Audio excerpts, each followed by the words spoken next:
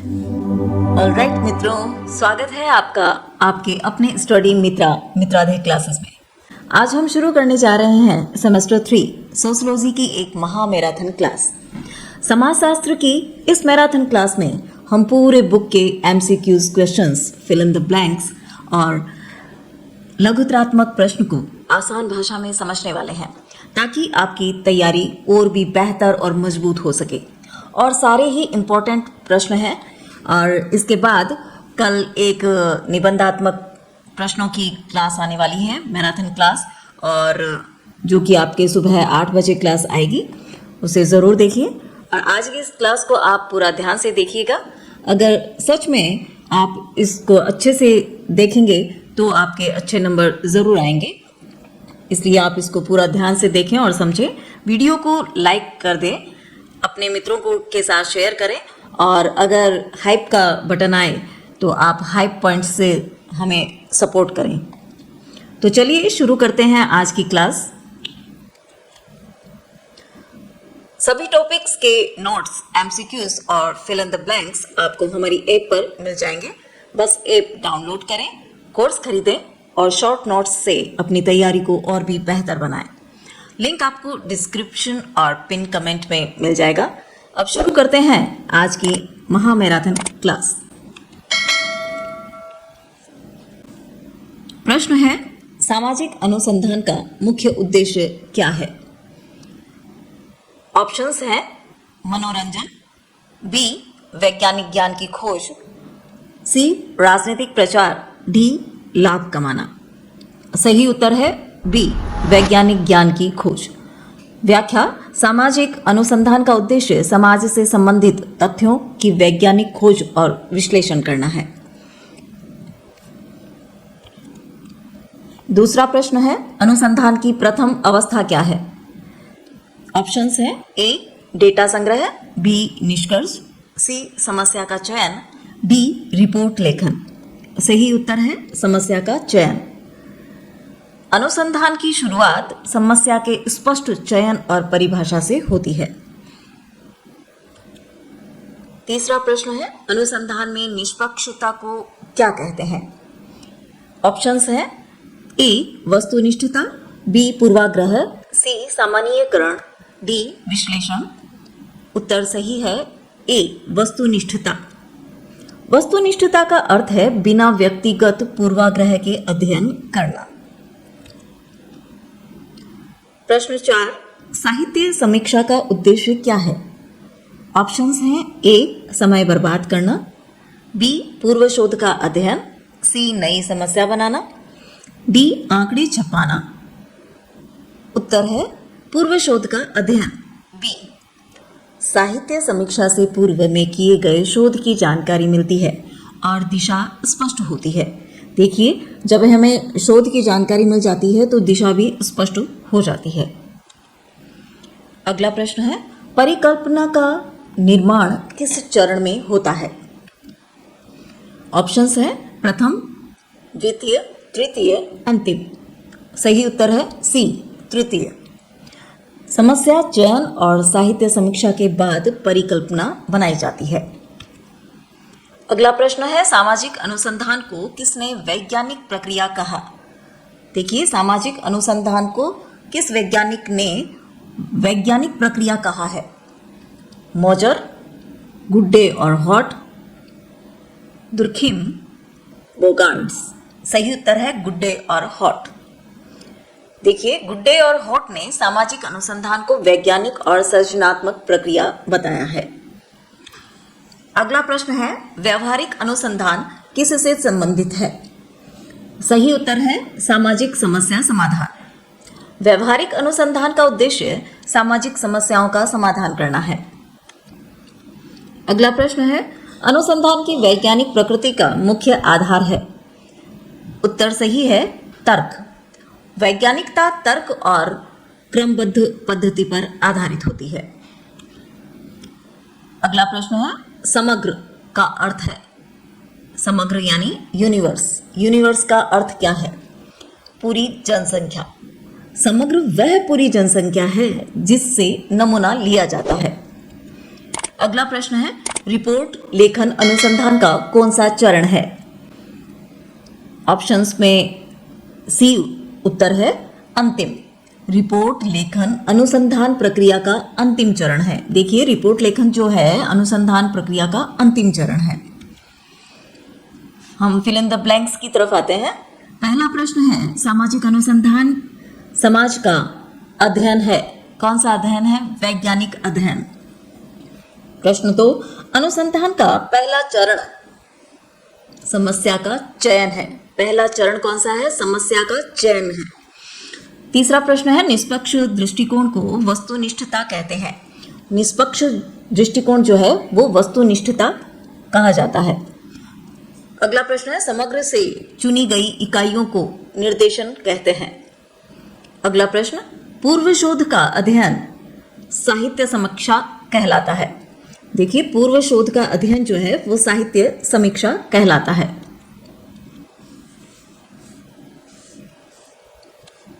लघुतरात्मक प्रश्न है।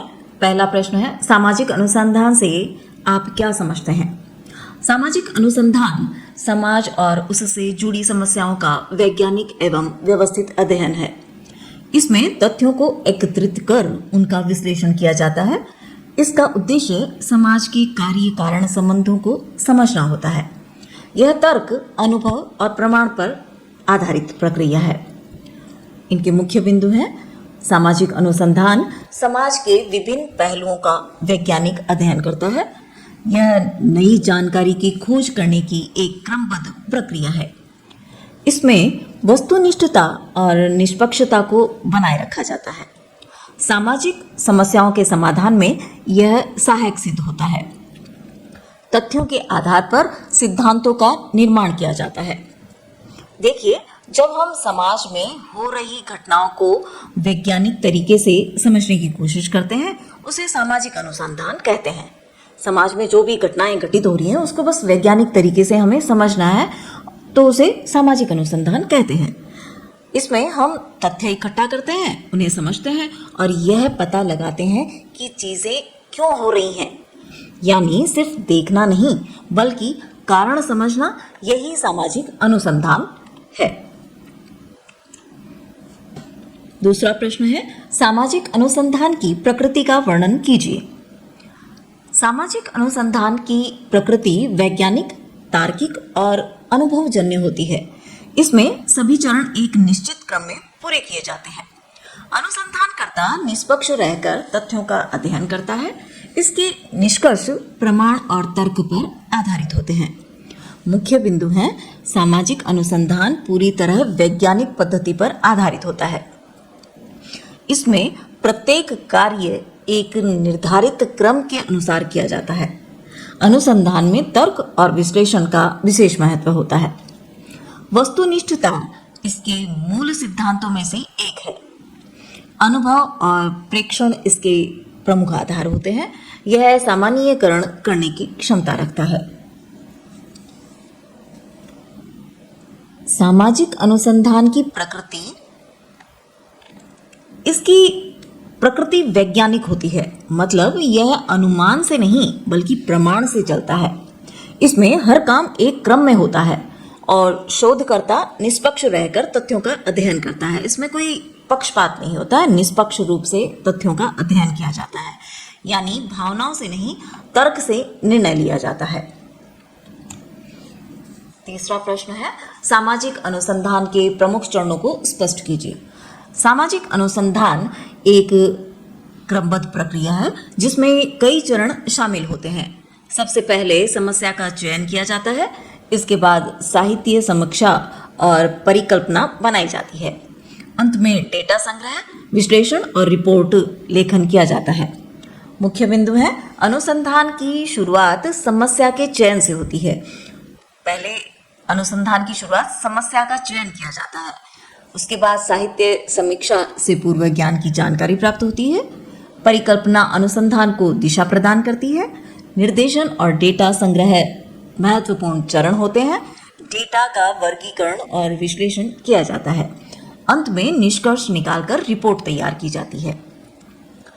यूं कहा जाए कि सामाजिक अनुसंधान के चरण सबसे पहले समस्या चुनी जाती है, फिर उससे जुड़ी हुई पुरानी जानकारी पढ़ी जाती है, उसके बाद एक परिकल्पना बनाई जाती है, फिर डेटा इकट्ठा किया जाता है, विश्लेषण किया जाता है और अंत में रिपोर्ट तैयार की जाती है। यानी अनुसंधान एक स्टेप बाय स्टेप प्रक्रिया है।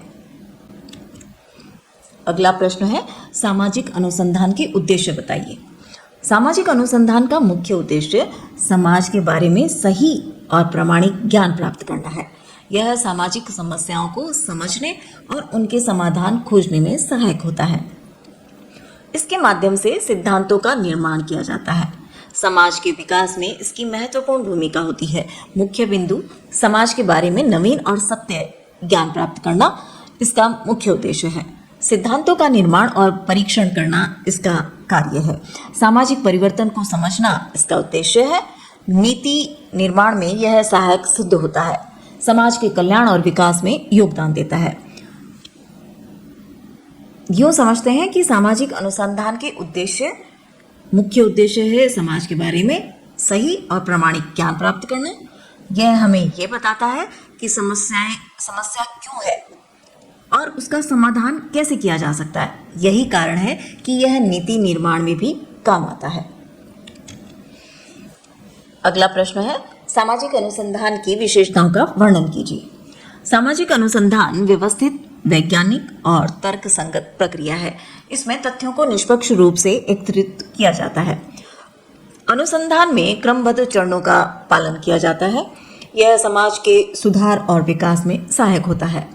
मुख्य बिंदु है, सामाजिक अनुसंधान एक क्रमबद्ध और सुनिश्चित प्रक्रिया है। यह वैज्ञानिक विधि के सिद्धांतों का पालन करता है। तथ्यों का विश्लेषण तार्किक आधार पर किया जाता है।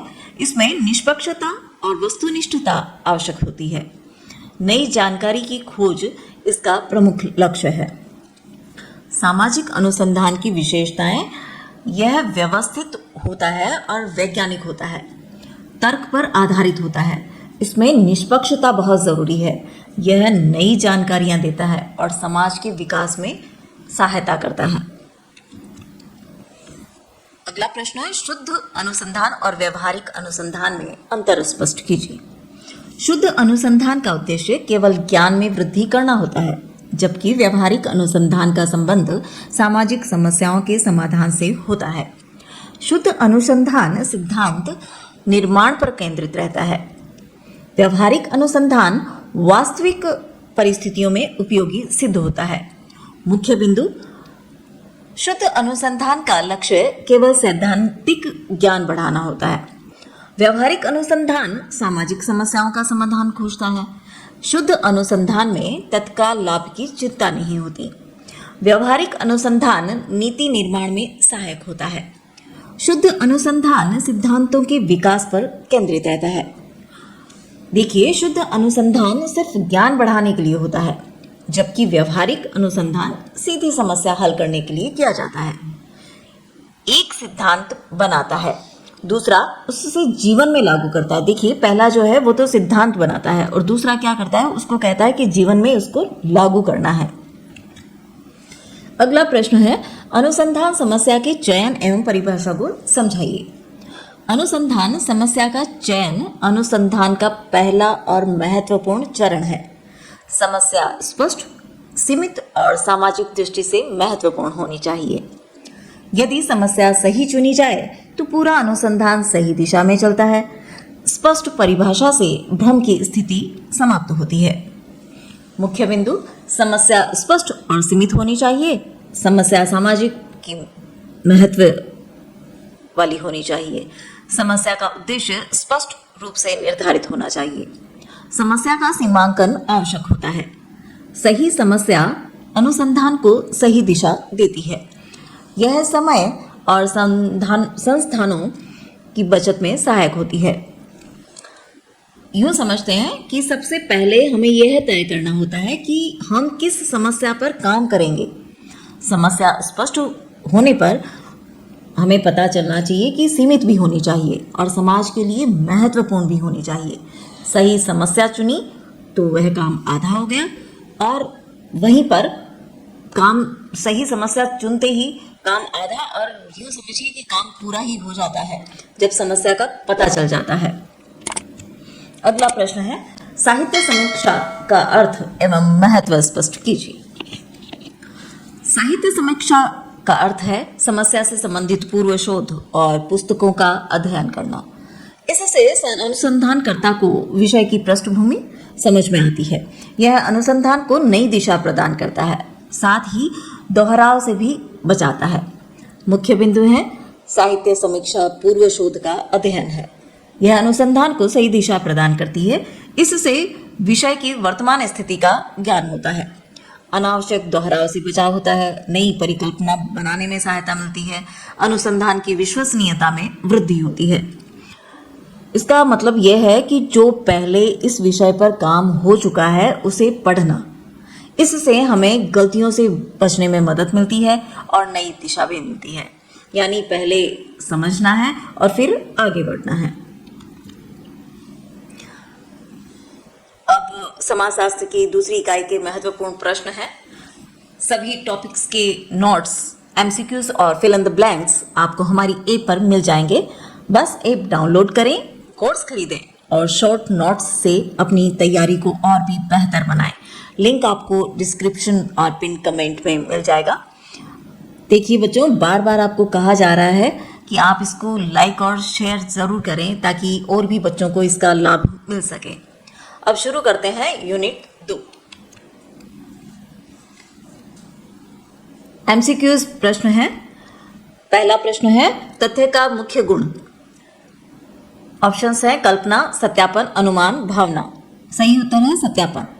तथ्य वह है जिसे अनुभव और प्रमाण द्वारा सत्यापित किया जा सके। दूसरा प्रश्न है, सामाजिक तथ्य की अवधारणा किसने दी। सही उत्तर है दुर्खिम। दुर्खिम ने सामाजिक तथ्य को बाह्यता और बाध्यता से जोड़ा। तीसरा प्रश्न है, प्राथमिक तथ्य किससे प्राप्त होते हैं। देखिए ऑप्शंस आपके दे रखे हैं। आपका इसमें सही ऑप्शन है सी, प्रत्यक्ष स्रोत। प्राथमिक तथ्य सीधे शोधकर्ता द्वारा एकत्र किए जाते हैं। चौथा प्रश्न है, द्वितीयक तथ्य का स्रोत है। सही ऑप्शन है आपका सी, पुस्तकें। पुस्तकें और रिपोर्टें द्वितीयक स्रोत हैं। पांचवा प्रश्न है, प्राकल्पना का अर्थ है। सही उत्तर है आपका बी ऑप्शन है, अस्थायी अनुमान। प्राकल्पना परीक्षण योग्य अस्थायी कथन है। अगला प्रश्न है, प्राकल्पना किनके बीच संबंध दर्शाती है। सी, चर। प्राकल्पना दो या अधिक चरों के संबंध को दर्शाती है। अगला प्रश्न है, तथ्य की बाह्यता का अर्थ है। सी ऑप्शन है आपका सही उत्तर, व्यक्ति से बाहर। बाह्यता बाहर, व्यक्ति से बाहर। बाह्यता का अर्थ है तथ्य व्यक्ति की चेतना से बाहर हो। अगला प्रश्न है, परीक्षण योग्य प्राकल्पना होनी चाहिए। सही उत्तर है आपका बी, वैज्ञानिक। वैज्ञानिक प्राकल्पना स्पष्ट और परीक्षण योग्य होती है। अगला प्रश्न है, गुणात्मक तथ्य किसे कहते हैं, किससे संबंधित है। आपका सही उत्तर है सी, गुण। गुणात्मक तथ्य विशेषताओं और गुणों से संबंधित होते हैं। अगला प्रश्न है, प्राकल्पना का स्रोत है। सही उत्तर है आपका बी, पूर्व शोध। प्राकल्पना का स्रोत है बी, पूर्व शोध। पूर्व शोध और सिद्धांत प्राकल्पना के प्रमुख स्रोत हैं। फिल इन द ब्लैंक्स की तरफ आते हैं। पहला है, अनुभव सिद्ध सत्य को तथ्य कहते हैं। देखिए, अनुभव सिद्ध सत्य को तथ्य कहते हैं। सामाजिक तथ्य की अवधारणा दुर्खिम ने दी। सीधे एकत्रित तथ्य प्राथमिक तथ्य कहलाते हैं। अस्थायी अनुमान को प्राकल्पना कहते हैं। अस्थायी अनुमान को प्राकल्पना कहते हैं और दो चरों के संबंध को भी प्राकल्पना व्यक्त करती है। देखिए, अस्थायी अनुमान प्राकल्पना कहा जाता है और दो चरों के संबंध को प्राकल्पना व्यक्त करती है। अब लघुत्रात्मक प्रश्नों की तरफ चलते हैं। पहला प्रश्न है, तथ्य से आप क्या समझते हैं, इसकी विशेषताएं लिखिए। तथ्य वह वास्तविक घटना या कथन है जिसे अनुभव और प्रमाण द्वारा सत्यापित किया जाता है।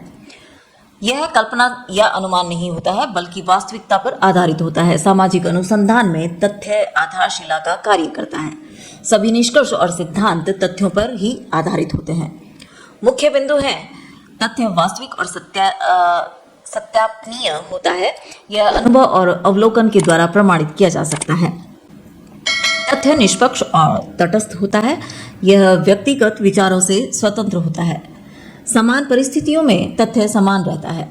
अनुसंधान की पूरी प्रक्रिया तथ्यों पर आधारित होती है। हम छोटे तरीके से समझें तो तथ्य वह चीज़ है जो सच में घटित हुई है और जिसे प्रमाणित किया जा सके। देखिए, अगर जो घटना सच में हुई है और उसको हम प्रमाणित भी कर सकें, हमारे पास उसके ठोस सबूत हैं।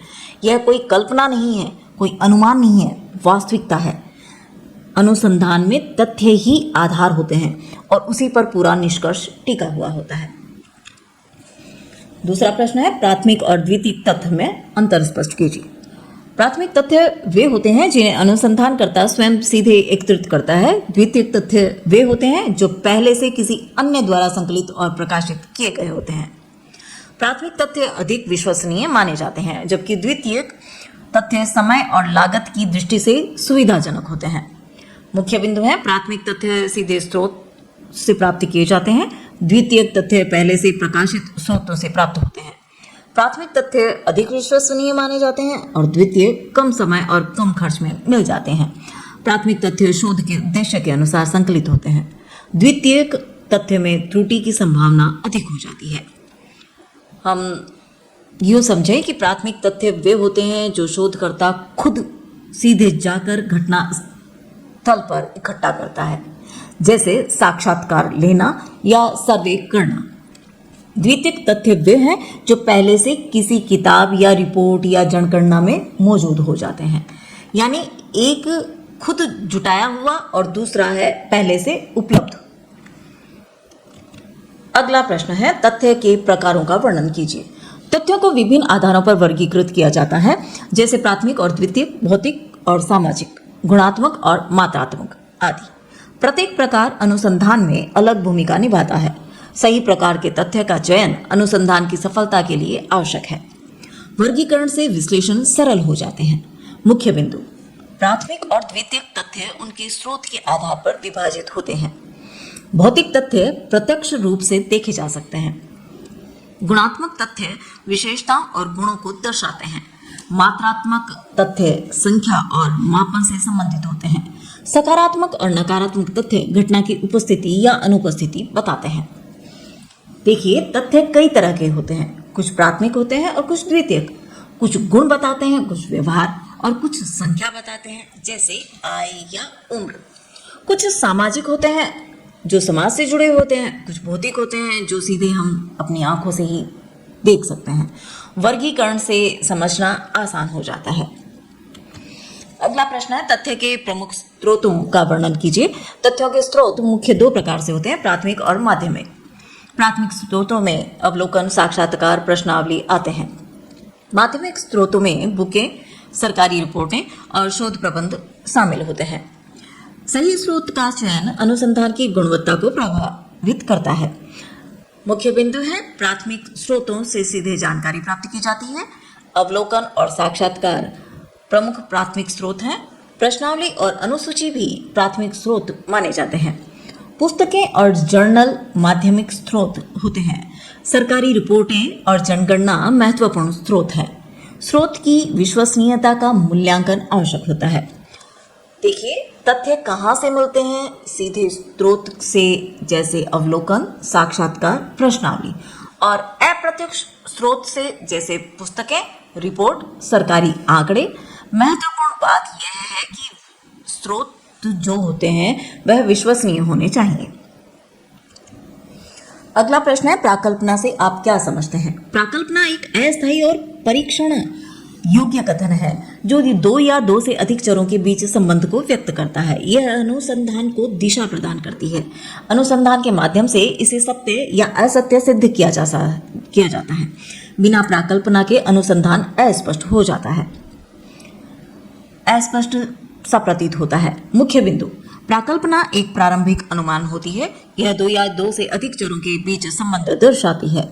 यह परीक्षण योग्य और स्पष्ट होनी चाहिए। अनुसंधान को दिशा प्रदान करती है, सिद्ध या असिद्ध की जा सकती है।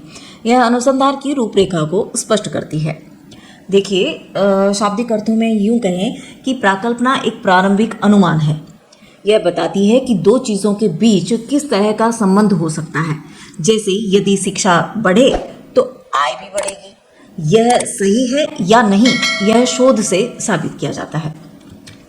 अगला प्रश्न है, एक अच्छी प्राकल्पना की विशेषताएं क्या होनी चाहिए? विशेषताएं बतानी है। एक अच्छी प्राकल्पना स्पष्ट, संक्षिप्त और परीक्षण योग्य होती है। इसमें अस्पष्टता नहीं होनी चाहिए। यह पूर्व सिद्धांतों और तथ्यों पर आधारित होनी चाहिए। वैज्ञानिक अनुसंधान के लिए उपयुक्त प्राकल्पना आवश्यक है।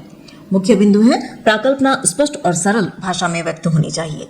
यह परीक्षण योग्य और मापनीय होनी चाहिए। यह तार्किक और वैज्ञानिक आधार पर निर्मित होनी चाहिए। यह सीमित और विशिष्ट होनी चाहिए। इसमें अस्पष्ट शब्दों का प्रयोग नहीं होना चाहिए। यह अनुसंधान के उद्देश्य से संबंधित होनी चाहिए। हम सरल तरीके में कहें तो एक अच्छी प्राकल्पना स्पष्ट होनी चाहिए, बहुत लंबी नहीं, उलझी हुई नहीं। वह परीक्षण के योग्य हो, मापी जा सके और उद्देश्य भी से जुड़े हुए हों। अस्पष्ट शब्द उसमें नहीं होने चाहिए जो सीधा सीधा आपको घटना से जोड़ दे। अगला प्रश्न है, प्राकल्पना के प्रकारों का वर्णन कीजिए। प्राकल्पना के विभिन्न प्रकार होते हैं, जैसे शून्य प्राकल्पना, वैज्ञानिक प्राकल्पना, सरल और जटिल प्राकल्पना। इनका चयन अनुसंधान के स्वरूप पर निर्भर करता है। विभिन्न प्रकार अनुसंधान में विभिन्न स्तरों पर उपयोग किए जाते हैं। उचित प्रकार का चयन परिणामों को प्रभावित करता है। मुख्य बिंदु है, शून्य प्राकल्पना संबंध के अभाव को दर्शाती है। वैकल्पिक प्राकल्पना संबंध की उपस्थिति को दर्शाती है। सरल प्राकल्पना दो चरों के संबंध को व्यक्त करती है। दिशात्मक प्राकल्पना संबंध की दिशा बताती है। दिशात्मक प्राकल्पना केवल संबंध को दर्शाती है, दिशा नहीं बताती। देखिए, कुछ प्राकल्पनाएं कहती हैं कोई संबंध नहीं, शून्य, उसे शून्य प्राकल्पना कहते हैं। जिसमें कोई संबंध नहीं है वो शून्य है। कुछ कहती हैं संबंध है, उसे वैकल्पिक कहते हैं। कुछ सरल होती हैं जो दो चरों की, और कुछ जटिल, ज्यादा चरों वाली। कुछ दिशा भी बताती है, कुछ केवल संबंध बताती हैं। अगला प्रश्न है, प्राकल्पना के स्रोतों को स्पष्ट कीजिए। प्राकल्पना के निर्माण में विभिन्न स्रोत सहायक होते हैं, जैसे पूर्व शोध, सिद्धांत, व्यक्तिगत अनुभव और सामाजिक समस्याएं। साहित्य समीक्षा से नए विचार प्राप्त होते हैं। सिद्धांत प्राकल्पना को तार्किक आधार देते हैं। अनुभव की प्राकल्पना निर्माण में महत्वपूर्ण भूमिका निभाता है। मुख्य बिंदु, पूर्व अनुसंधान प्राकल्पना का प्रमुख स्रोत होता है। सामाजिक सिद्धांतों से नए अनुमान उत्पन्न होते हैं। व्यक्तिगत अनुभव भी दिशा प्रदान कर सकता है।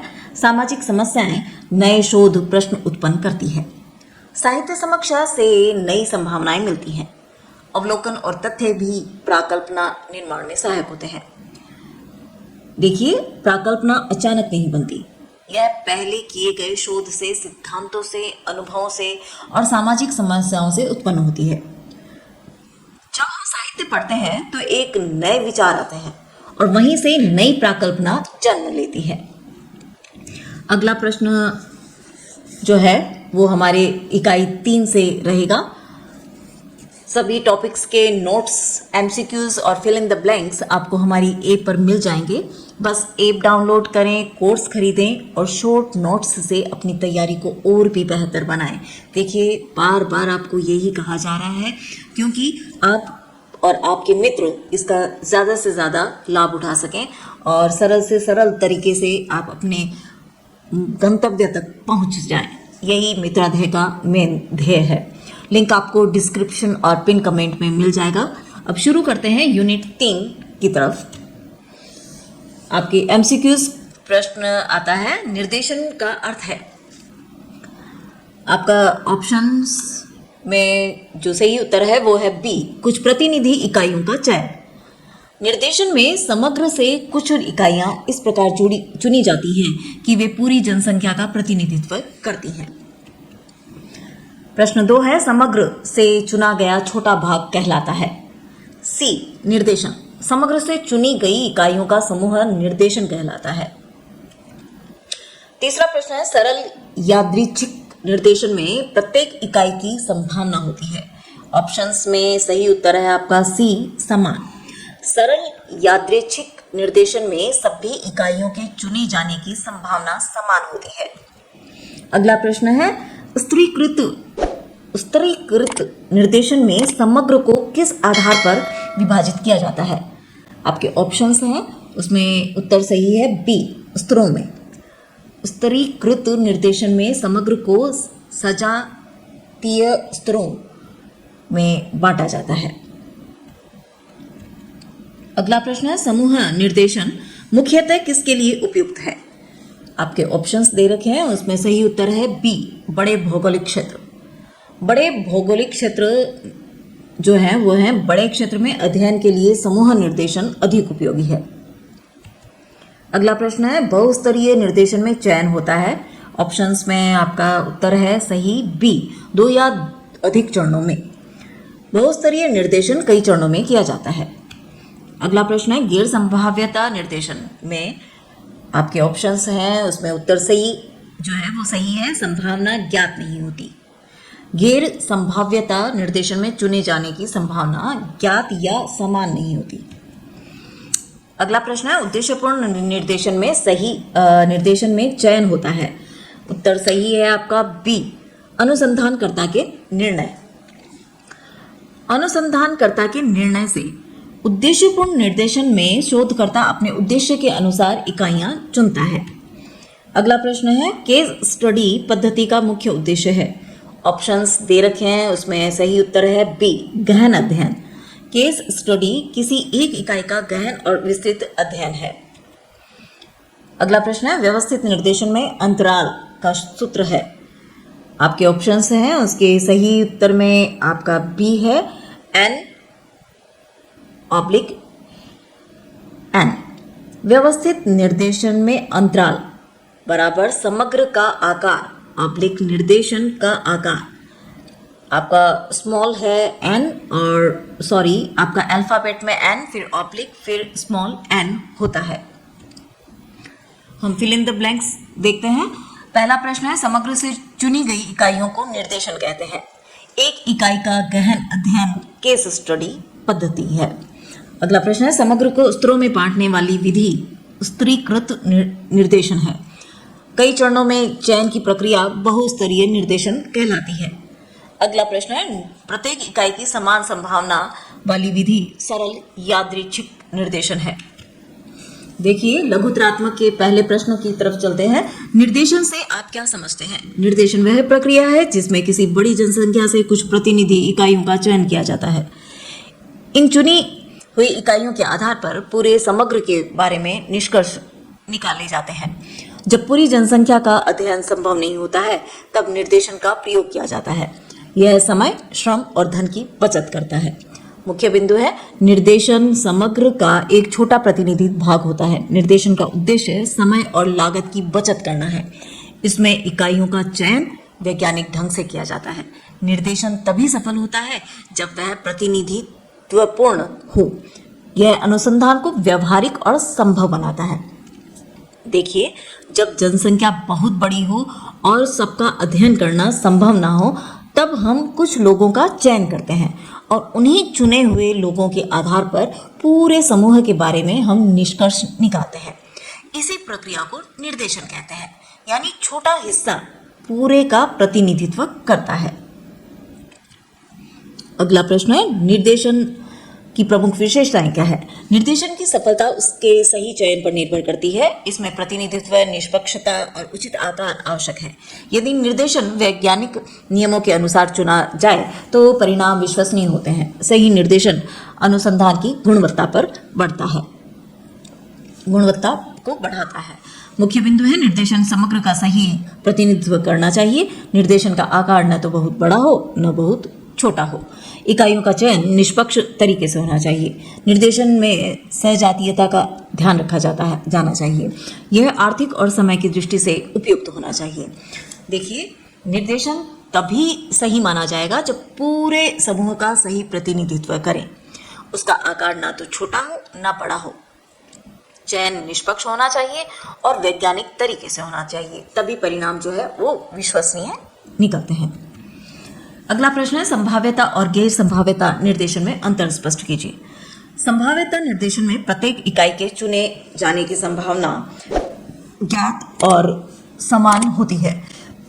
गैर संभाव्यता निर्देशन में संभावना ज्ञात नहीं होती और चयन शोधकर्ता के निर्णय पर निर्भर करता है।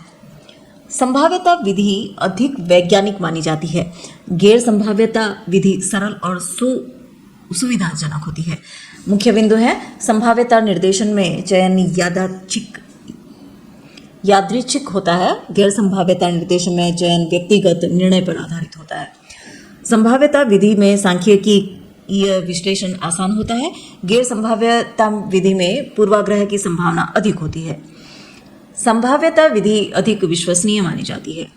देखिए, संभाव्यता निर्देशन में हर इकाई को चुने जाना समान अवसर मिलता है, जबकि गैर संभाव्यता में चयन शोधकर्ता के निर्णय पर निर्भर करता है।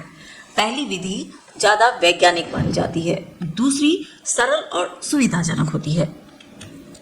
अगला प्रश्न है, सरल यादृच्छिक निर्देशन को समझाइए। सरल यादृच्छिक निर्देशन में समग्र की प्रत्येक इकाई के चुने जाने की संभावना समान होती है। यह चयन लॉटरी या यादृच्छिक संख्या पद्धति से किया जाता है। इसमें किसी प्रकार का पूर्वाग्रह नहीं होता। यह निर्देशन की सबसे सरल और वैज्ञानिक विधि है। मुख्य बिंदु है, इस विधि में प्रत्येक इकाई को समान अवसर दिया जाता है। चयन लॉटरी या यादृच्छिक संख्या तालिका से किया जाता है। यह विधि निष्पक्ष और सरल मानी जाती है। इसमें व्यक्तिगत पूर्वाग्रह की संभावना कम होती है। बड़े समग्र में इसका प्रयोग कठिन हो सकता है। यह सांख्यिकीय विश्लेषण के लिए उपयुक्त है। देखिए, इसमें हर व्यक्ति को बराबर मौका दिया जाता है, जैसे लॉटरी निकालना या संख्या पद्धति से चयन करना। इसमें पक्षपात की कोई संभावना नहीं होती, मतलब बहुत कम ही संभावना है। इसलिए इसे सबसे सरल और निष्पक्ष विधि माना जाता है। अगला प्रश्न है, स्तरीकृत जो स्तर होता है उस पर निर्देशन का वर्णन कीजिए। स्तरीकृत निर्देशन में समग्र को विभिन्न स्तरों या वर्गों में विभाजित किया जाता है। प्रत्येक स्तर से प्रतिनिधि इकाइयां चुनी जाती हैं। इससे सभी समूहों का उचित प्रतिनिधित्व सुनिश्चित होता है। यह विधि तब उपयोगी होती है जब समग्र विषम हो। मुख्य बिंदु है, समग्र को सजातीय स्तरों पर विभाजित किया जाता है। प्रत्येक स्तर से अलग अलग इकाइयों का चयन किया जाता है। यह विधि सभी वर्गों को प्रतिनिधित्व देती है। यह विषम समग्र के लिए अधिक उपयुक्त है।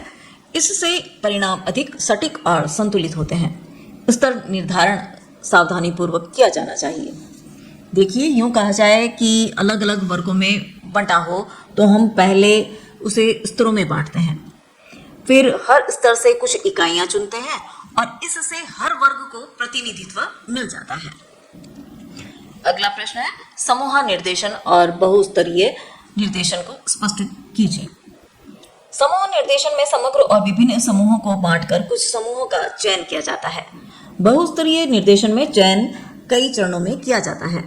दोनों विधियां बड़े क्षेत्रीय अध्ययनों में उपयोगी होती है। इनसे समय और लागत में कमी आती है। मुख्य बिंदु है, समूह निर्देशन में पूरे समूह को इकाई माना जाता है। बहुस्तरीय निर्देशन में चयन चरणबद्ध तरीके से किया जाता है। ये विधियां बड़े क्षेत्र के अध्ययन में सहायक होती हैं। इनसे अनुसंधान की लागत कम होती है। बहुस्तरीय विधि अधिक जटिल होती है। यूं समझें कि समूह निर्देशन में हम पूरे समूह को एक इकाई मान लेते हैं, जबकि बहुस्तरीय निर्देशन में चयन कई चरणों में होता है, जैसे पहले जिला, फिर गांव, फिर परिवार। यह बड़ी जनसंख्या के लिए बहुत उपयोगी होता है। अगला प्रश्न है, निर्देशन के लाभ और सीमाएं लिखिए। निर्देशन अनुसंधान को सरल और व्यवहारिक बनाता है। यह समय और लागत की बचत करता है, परंतु यदि चयन सही ना हो तो परिणाम त्रुटिपूर्ण हो सकते हैं। इसलिए सावधानीपूर्वक चयन आवश्यक है। मुख्य बिंदु, निर्देशन समय और धन की बचत करता है। यह बड़े समग्र के अध्ययन को संभव बनाता है। इससे शीघ्र परिणाम प्राप्त किए जा सकते हैं। गलत चयन से परिणाम भ्रामक हो सकते हैं। प्रतिनिधित्व की कमी से सामान्यीकरण कठिन हो सकता है। सही तकनीक का प्रयोग अनिवार्य होता है। देखिए, सबसे बड़ा लाभ यह है कि समय और पैसा बचता है। कम लोगों से पूरे समूह का अनुमान लगा लिया जाता है। लेकिन यदि चयन ही गलत हो जाए तो निष्कर्ष भी गलत होंगे, इसीलिए सावधानी बहुत जरूरी है। अगला प्रश्न है, वैयक्तिक अध्ययन पद्धति से आप क्या समझते हैं? वैयक्तिक अध्ययन पद्धति में किसी एक व्यक्ति, परिवार या संस्था का गहन अध्ययन किया जाता है। इसमें विस्तृत और गहरी जानकारी प्राप्त की जाती है। यह पद्धति गुणात्मक अनुसंधान में अधिक उपयोगी है। इससे व्यवहार और परिस्थितियों की गहरी समझ मिलती है। मुख्य बिंदु है आपके, वैयक्तिक अध्ययन का एक इकाई का गहन विश्लेषण करता है। यह गुणात्मक जानकारी प्राप्त करने में सहायक है। इसमें विस्तृत और सूक्ष्म अध्ययन किया जाता है। यह सामाजिक समस्याओं को समझने में उपयोगी है। इससे व्यवहार के कारणों को समझा जा सकता है। परिणामों का सामान्यीकरण सीमित हो सकता है। इसमें किसी एक व्यक्ति या एक परिवार या एक संस्था का गहराई से अध्ययन किया जाता है, मतलब बहुत सूक्ष्म से सूक्ष्म अध्ययन। यह संख्या पर नहीं बल्कि गहराई पर अध्ययन देता है। इससे हमें व्यवहार और परिस्थितियों की अच्छी समझ मिलती है, लेकिन इसके परिणाम हर जगह लागू नहीं किए जा सकते।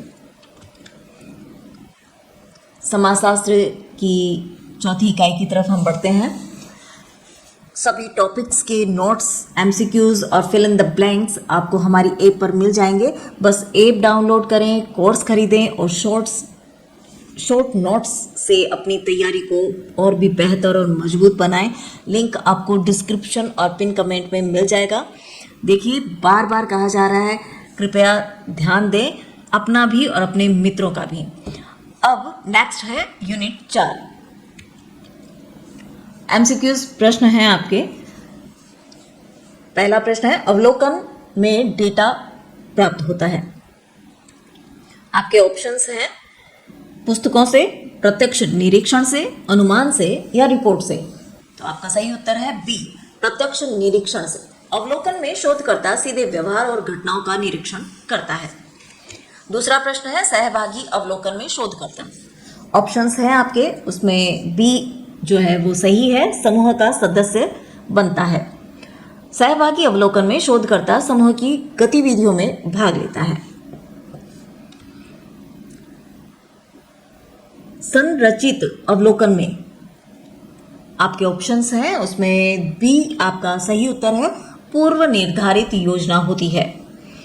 संरचित अवलोकन में पहले से तैयारी सूची के अनुसार निरीक्षण किया जाता है। चौथा है, साक्षात्कार किस प्रकार का डेटा देता है। ऑप्शंस में आपके बी ऑप्शन सही है, प्राथमिक। साक्षात्कार सीधे सूचना दाता से प्राप्त प्राथमिक डेटा देता है। पांचवा प्रश्न, अनुसूची को कौन भरता है। बी, शोधकर्ता। अनुसूची को शोधकर्ता या साक्षात्कारकर्ता भरता है। प्रश्न 6 है, प्रश्नावली कौन भरता है। ऑप्शंस में बी ऑप्शन आपका सही है, उत्तरदाता। प्रश्नावली उत्तरदाता स्वयं भरता है। सातवां प्रश्न है, खुला साक्षात्कार में प्रश्न होते हैं। आपके ऑप्शंस हैं, उसमें उत्तर सही है सी, लचीले। खुले साक्षात्कार में प्रश्न लचीले और विस्तारपूर्ण होते हैं। अगला प्रश्न है, अवलोकन का मुख्य दोष है। ऑप्शंस हैं, उसमें सी आपका सही उत्तर है, व्यक्तिगत पूर्वाग्रह। अवलोकन में शोधकर्ता के पूर्वाग्रह का प्रभाव पड़ सकता है। अगला प्रश्न है, अनुसूची और प्रश्नावली में मुख्य अंतर है। बी आपका सही उत्तर है, भरने वाला व्यक्ति। अनुसूची शोधकर्ता भरता है, प्रश्नावली उत्तरदाता भरता है। अगला प्रश्न है, डेटा संकलन की सबसे प्राचीन विधि है। सही उत्तर है सी, अवलोकन। अवलोकन सबसे पुरानी और प्राकृतिक विधि मानी जाती है। रिक्त स्थान है, प्रत्यक्ष निरीक्षण की विधि अवलोकन कहलाती है। समूह में शामिल होकर अध्ययन करना सहभागी अवलोकन है। अगला है, अनुसूची को शोधकर्ता भरता है, प्रश्नावली को उत्तरदाता भरता है। बिना योजना के अवलोकन को असंरचित अवलोकन कहते हैं। अब आते हैं हम अपने लघुत्रात्मक प्रश्नों की तरफ। पहला है, अवलोकन से आप क्या समझते हैं। अवलोकन वह प्रक्रिया है जिसमें अनुसंधानकर्ता किसी व्यक्ति, समूह या घटना को सीधे देखकर उसका अध्ययन करता है। इसमें जानकारी इंद्रियों के माध्यम से प्राप्त की जाती है। यह डेटा संकलन की सबसे प्राचीन और प्राकृतिक विधि है। इससे वास्तविक व्यवहार का अध्ययन संभव होता है। मुख्य बिंदु, अवलोकन प्रत्यक्ष निरीक्षण पर आधारित विधि है। इसमें अनुसंधानकर्ता स्वयं व्यवहार को देखता है। यह प्राथमिक डेटा प्राप्त करने की विधि है। प्राकृतिक परिस्थितियों में वास्तविक व्यवहार देखा जाता है। यह सचेतन और व्यवस्थित प्रक्रिया होती है। देखिए, यूं कहा जाए कि अवलोकन का मतलब यह है कि सीधा देखकर अध्ययन करना। जब शोधकर्ता किसी व्यक्ति को सीधा देखता है या समूह के साथ व्यवहार को देखता है, खुद अपनी आंखों से उसको देखता है, उसका अवलोकन करता है, तभी यह बहुत ही प्राकृतिक तरीका है और इससे हम वास्तविक व्यवहार को समझ पाते हैं। दूसरा है सहभागी और असहभागी अवलोकन में अंतर स्पष्ट कीजिए। उत्तर है आपका, सहभागी अवलोकन में अनुसंधानकर्ता स्वयं समूह का सदस्य बनकर अध्ययन करता है। असहभागी अवलोकन में वह केवल बाहरी दर्शक के रूप में अध्ययन करता है। सहभागी विधि से गहन जानकारी मिलती है, असहभागी विधि में निष्पक्षता अधिक बनी रहती है। मुख्य बिंदु है, सहभागी अवलोकन में शोधकर्ता समूह का हिस्सा बनता है। असहभागी अवलोकन में शोधकर्ता अलग और तटस्थ रहता है। सहभागी विधि से गहन और विस्तृत जानकारी मिलती है। असहभागी विधि में निष्पक्षता अधिक रहती है। सहभागी अवलोकन में पूर्वाग्रह की संभावना बढ़ सकती है। देखिए, सहभागी अवलोकन में शोधकर्ता समूह का हिस्सा बन जाता है। वह अंदर से सब कुछ देखता है। असहभागी अवलोकन में वह केवल बाहर से देखता है और तटस्थ रहता है। एक में गहराई ज्यादा है और दूसरे में निष्पक्षता ज्यादा रहती है। अगला प्रश्न है, संरचित और असंरचित अवलोकन का वर्णन कीजिए। उत्तर है, संरचित अवलोकन में पहले से योजना और सूची तैयार की जाती है। असंरचित अवलोकन में बिना पूर्व योजना के स्वतंत्र रूप से अध्ययन किया जाता है। संरचित विधि में विशिष्ट व्यवहार पर ध्यान दिया जाता है और असंरचित विधि अधिक लचीली होती है। मुख्य बिंदु है, संरचित अवलोकन पूर्व निर्धारित योजना पर आधारित होता है। असंरचित लचीली होती है अधिक। संरचित विधि में विश्लेषण आसान होता है और असंरचित में व्यापक जानकारी प्राप्त होती है। संरचित अवलोकन में तुलनात्मकता अधिक होती है और असंरचित में पूर्वाग्रह की संभावना बढ़ जाती है। देखिए, संरचित अवलोकन में पहले से योजना बनती है, क्या देखना है, कैसे देखना है। और असंरचित में क्या होता है कि कोई तय सूची नहीं होती है, जो सामने आता है उसे ही देखा जाता है और एक व्यवस्थित होता है तो दूसरा अधिक थोड़ा लचीला होता है। अगला प्रश्न है आपका, साक्षात्कार से आप क्या समझते हैं? साक्षात्कार अर्थ से ही समझ में आता है कि प्रत्यक्ष संवाद। साक्षात्कार एक ऐसी विधि है जिसमें अनुसंधानकर्ता और उत्तरदाता के बीच प्रत्यक्ष संवाद होता है। इसके माध्यम से मौखिक जानकारी प्राप्त की जाती है। यह गहन और व्यक्तिगत जानकारी प्राप्त करने में सहायक है। सामाजिक अनुसंधान में इसका व्यापक उपयोग होता है। मुख्य बिंदु है, साक्षात्कार प्रत्यक्ष वार्तालाप पर आधारित विधि है। इससे प्राथमिक और विस्तृत जानकारी प्राप्त होती है। यह व्यक्तिगत अनुभव और विचार जानने में सहायक है। साक्षात्कार संरचित या असंरचित हो सकता है। विश्वास और संवाद इसकी सफलता के लिए आवश्यक है। साक्षात्कार में समय और कौशल की आवश्यकता होती है। यूँ कहा जाए कि साक्षात्कार में शोधकर्ता और उत्तरदाता आमने सामने बात करते हैं, प्रश्न पूछे जाते हैं और मौखिक रूप में उत्तर दिए जाते हैं। इससे हमें व्यक्ति के विचार, भावनाएं और अनुभव समझ में आते हैं। यह बहुत ही प्रभावी विधि मानी जाती है। अगला प्रश्न है, अच्छे साक्षात्कार की विशेषताएं बताइए। अच्छा साक्षात्कार क्या होता है, उसकी विशेषता क्या है? अच्छा साक्षात्कार स्पष्ट उद्देश्य और उचित प्रश्नों पर आधारित होता है। इसमें साक्षात्कारकर्ता जो है का व्यवहार शिष्ट और निष्पक्ष होना चाहिए। उत्तरदाता को स्वतंत्र रूप से बोलने का अवसर दिया जाना चाहिए। सही वातावरण सही साक्षात्कार की सफलता को बढ़ाता है। मुख्य बिंदु है, साक्षात्कार का उद्देश्य स्पष्ट होना चाहिए, प्रश्न सरल और स्पष्ट भाषा में होने चाहिए, साक्षात्कारकर्ता को निष्पक्ष और धैर्यवान होना चाहिए, उत्तरदाता को खुलकर उत्तर देने का अवसर मिलना चाहिए, गोपनीयता का ध्यान रखना जाना चाहिए, साक्षात्कार का वातावरण अनुकूल और सहज होना चाहिए। यूँ कहा जाए कि अच्छा साक्षात्कार वही है जिसका उद्देश्य स्पष्ट हो, प्रश्न सरल, भाषा समझने लायक हो और साक्षात्कारकर्ता निष्पक्ष और धैर्यवान हो और वातावरण जो है वो आरामदायक, ताकि उत्तरदाता को खुलकर बोलने का मौका मिले। अगला प्रश्न है, प्रश्नावली और अनुसूची में अंतर क्या है? अंतर स्पष्ट कीजिए। प्रश्नावली एक लिखित प्रश्नों की सूची होती है। जिसे उत्तरदाता स्वयं भरता है। अनुसूची भी प्रश्नों की सूची होती है, परंतु इसे शोधकर्ता भरता है। प्रश्नावली बड़े क्षेत्र में उपयोगी होती है, अनुसूची में अधिक सटीक जानकारी होती है। मुख्य बिंदु आपके सामने है, आप दोहरान कर लीजिएगा। इसको शॉर्ट तरीके में समझें कि प्रश्नावली में उत्तरदाता खुद प्रश्नों के उत्तर भरता है, जबकि अनुसूची में शोधकर्ता उत्तर लिखता है।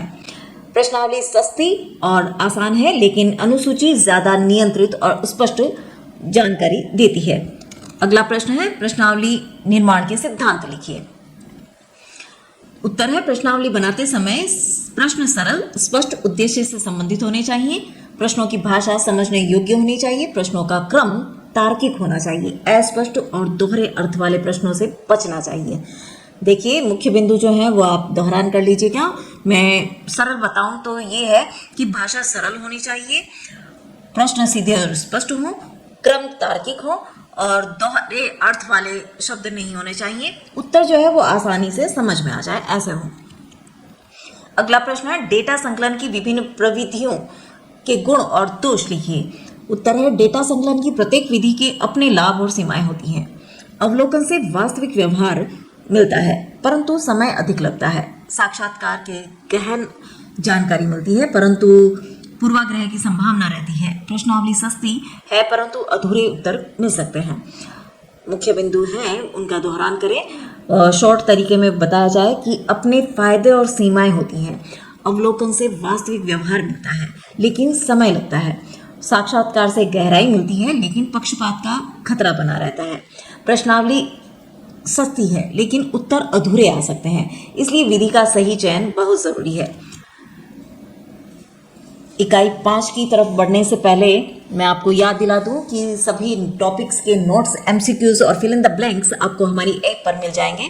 बस ऐप डाउनलोड करें, कोर्स खरीदें और शॉर्ट नोट्स से अपनी तैयारी को और भी बेहतर बनाएं। लिंक आपको डिस्क्रिप्शन और पिन कमेंट में मिल जाएगा।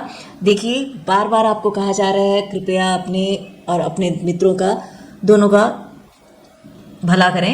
मैं तो कहती हूँ ये बहुत ही सरल से सरल आसान तरीका है मित्राध्यय की टीम की ओर से आपको, तो इस मौके का फायदा उठाएं। एमसीक्यूज प्रश्न है आपके यूनिट 5। सारणीकरण का अर्थ है। सारणीकरण का अर्थ है, एमसीक्यूज आपके सामने ऑप्शंस हैं, उसमें सही उत्तर है बी, पंक्तियों और स्तंभों में प्रस्तुति। सारणीकरण में डेटा और पंक्तियों में स्तंभों को में व्यवस्थित किया जाता है।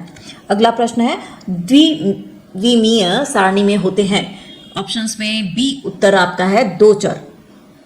द्विविमीय सारणी को 2 चरों का संयुक्त विश्लेषण दिखाती है। अगला प्रश्न है, बहुविमीय सारणी में ऑप्शंस दे रखे हैं, उसमें सी आपका सही है, 3 या अधिक विशेषताएं। बहुविमीय सारणी 3 या 3 से अधिक चरों का विश्लेषण करती है। अगला प्रश्न है, केंद्रीय प्रवृत्ति का एक माप है। सही उत्तर है ए, माध्यम। माध्यम माध्यमिका और बहुलक केंद्रीय प्रवृत्ति के माप है। अगला प्रश्न है, बहुलक क्या दर्शाता है? उत्तर है बी, सबसे अधिक बार आने वाला मान। बहुलक वह मान है जिसकी आवृत्ति सर्वाधिक होती है। प्रश्न 6, माध्यिका होती है। उत्तर सी, मध्य मान। माध्य का क्रमबद्ध श्रृंखला का मध्य मान है। अगला प्रश्न है, सरल सारणी में कितनी विशेषता होती है? उत्तर आपका है ए, 1। सरल सारणी एक ही विशेषता दर्शाती है। अगला प्रश्न है, सारणी का शीर्षक क्या बताता है? ऑप्शंस में आपका उत्तर रहेगा सी, विषय। शीर्षक सारणी के विषय और उद्देश्य को स्पष्ट करता है। अगला प्रश्न है, द्विविमीय विश्लेषण में अध्ययन होता है। ऑप्शंस में बी आपका सही उत्तर है, 2 चरों का संबंध। द्विविमीय विश्लेषण 2 चरों के संबंध को दर्शाता है। औसत निकालने का सूत्र है। औसत निकालने का सूत्र है बी, आपका बी जो है वो आपका सही उत्तर है। अंक गणितीय माध्य बराबर कुल योग, कुल संख्या, और जो आपके ऑब्लिक में है वो आपको सही उत्तर दर्शाता है। फिल इन द ब्लैंक्स है, डेटा को तालिका में प्रस्तुत करने की प्रक्रिया। सारणी है, सारणीकरण है। अगला प्रश्न है, 3 या अधिक चरों की सारणी बहुविमीय सारणी कहलाती है। केंद्रीय प्रवृत्ति के माप है मध्य, माध्य, माध्यिका और बहुलक। मध्य मान को माध्यिका कहते हैं। सबसे अधिक बार आने वाला मान बहुलक है। लघुतरात्मक प्रश्नों की तरफ चलते हैं। पहला प्रश्न है, सारणीकरण से आप क्या समझते हैं? सारणीकरण वह प्रक्रिया है जिसमें संकलित आंकड़ों को पंक्तियों और स्तंभों में व्यवस्थित रूप से प्रस्तुत किया जाता है। इससे जटिल जानकारी सरल और स्पष्ट हो जाती है। अनुसंधान में विश्लेषण और तुलना के लिए सारणी अत्यंत उपयोगी होती है। यह सांख्यिकीय प्रस्तुतिकरण का आधार है। मुख्य बिंदु है, उनका दोहरान करिए। आपको सरल तरीके से कहा जाए तो जब हम इकट्ठा किए गए आंकड़ों को पंक्तियों और स्तंभों में सही तरीके से सजाते हैं तो उसे सारणीकरण कहते हैं। इससे उलझा हुआ डेटा जो है वो साफ समझने में योग्य हो जाता है और तुलना करना भी बहुत आसान हो जाता है। अगला प्रश्न है, एक अच्छी सारणी के आवश्यक अंग लिखिए। उत्तर है, एक अच्छी सारणी स्पष्ट, संतुलित और व्यवस्थित होनी चाहिए। उसमें शीर्षक, पंक्ति शीर्षक और स्तंभ शीर्षक स्पष्ट रूप से दिए जाने चाहिए।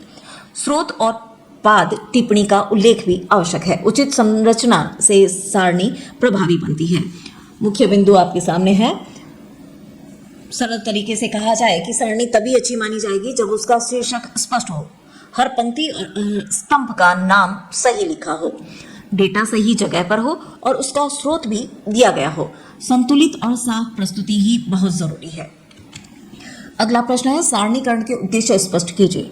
उत्तर है, सारणीकरण का मुख्य उद्देश्य डेटा को सरल और स्पष्ट बनाना है।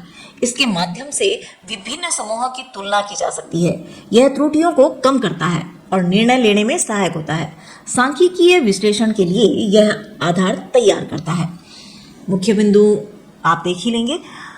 सरल तरीके से कहा जाए तो सारणीकरण का मुख्य काम क्या है? डेटा को सरल बनाना ताकि अलग अलग समूहों की तुलना की जा सके, गलतियों को कम कर सकें और आसानी से निष्कर्ष निकाल सकें।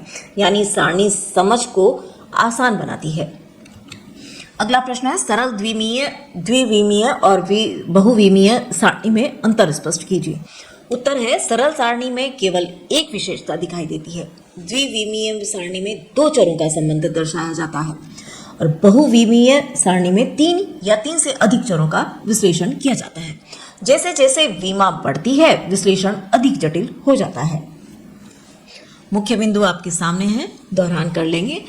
सरल तरीके से आपको कहा जाए तो ये है कि सिर्फ एक विशेषता दिखाई जाती है।